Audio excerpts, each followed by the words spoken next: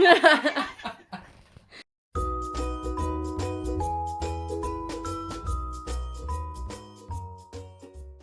this week's video is the second part to last week's video. So I will leave a link in the description for the previous video. Excuse my washing hung up everywhere. I've got this huge pile of washing. Huge pile of washing to sort out. Fun times. These are all the issues that I had with my second baby, Penelope. Had a bit more of a tough time with Penelope, as you are about to see. When it came to feeding Penelope, she had a shallow latch like Elizabeth did. However, the difference being, Elizabeth was a very easygoing baby, so she would be happy whatever you did. She was happy wherever she was, whatever she was doing, she was content.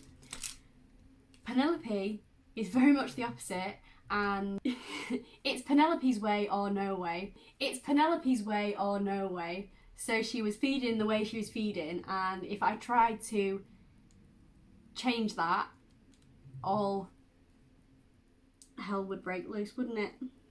Wouldn't it? You wanted to feed how you wanted to feed. Yeah. The shallow latch issues, at the time it feels like forever and it feels like it's never going to get better, but in reality, looking back at now, it was only, I think it was only the first 3, maybe 4 weeks. But when I say the latch was shallow and when I say it was painful, nipples are very sensitive areas of our body, obviously. So when you have cracked, split nipples that then scab over, they're bleeding, and then when the baby latches and they're sucking and then the scabs then rip off, it sounds gory and horrible, but there's no other way to explain it.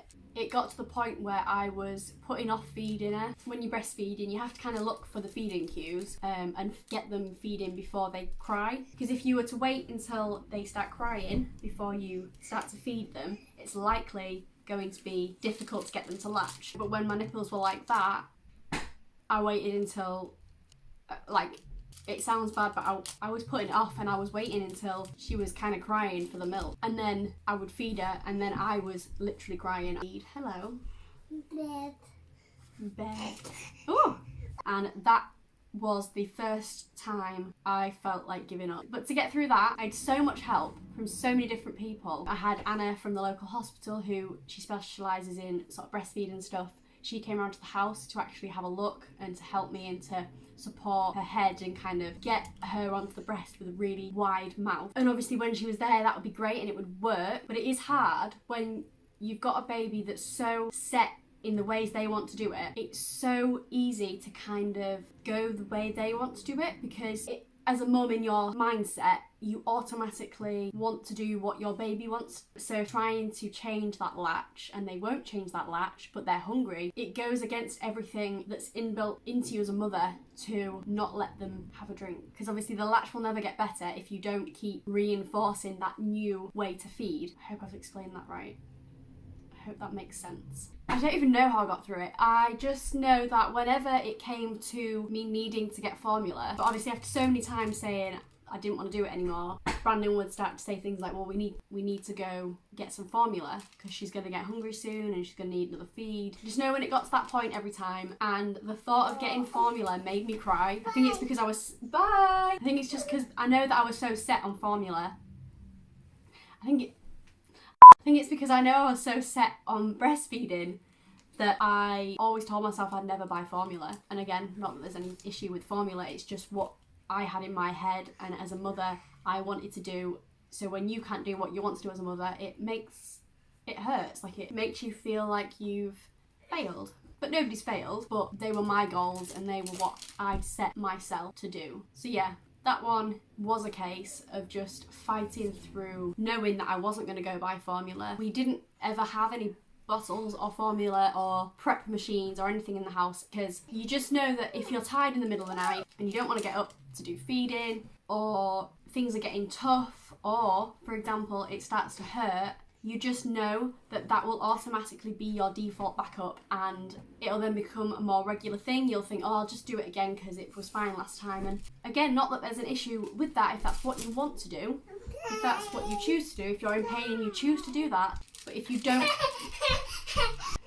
want to do that, and you know you don't want to do that, it's just best not to have those things in the house. And then the biggest and most painful hurdle that I had to overcome was midway through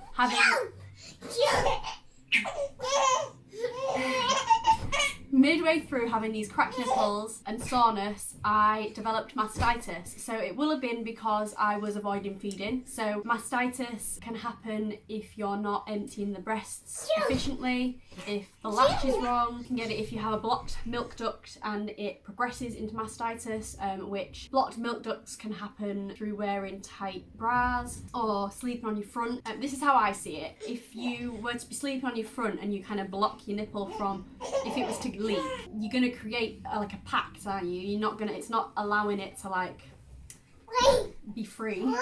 That's in no way a scientific explanation, that's just the way I've always envisioned it.